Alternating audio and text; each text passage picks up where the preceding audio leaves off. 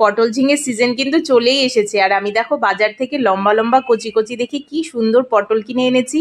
আর পটলগুলো দেখতে কিন্তু একদম আমার চোখের মতো টানা টানা সুন্দর।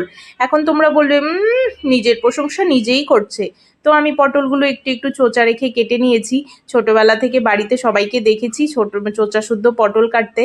কেন কাটে সেটা আমি জানি না, তোমরা কেউ জানলে অবশ্যই কমেন্ট করে আমাকে জানিও। পটলের সাথে কেটে নিয়েছি আলু। এতক্ষণে তোমরা বুঝেই গেছো যে আজকে কি রান্না হতে চলেছে। হ্যাঁ বন্ধুরা, আজকে বানাবো আলু পটলের ডালনা। তো প্রথমে আমি নুন হলুদ দিয়ে পটলগুলোকে একটু ভেজে নিয়েছি।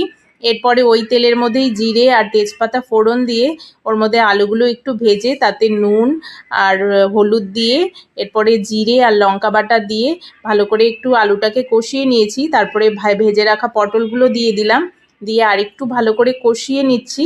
নিয়ে এবারে জল দিয়ে দেব। এবার ঝোলটা ফুটতে থাকুক। তোমরা পটলের কত রকমের রেসিপি রান্না করতে জানো অবশ্যই কমেন্ট করে জানিও। আমার আলু পটলের ডালনা হয়ে গেছে। এবার ওপর থেকে দিয়ে দিচ্ছি গরম মশলা গুঁড়ো আর ঘি। এই সাধারণ রান্নাটা খেতে আমার কাছে অসাধারণ লাগে। তোমরা কারা কারা আলু পটলের ডালনা খেতে পছন্দ করো অবশ্যই কমেন্টে জানিও।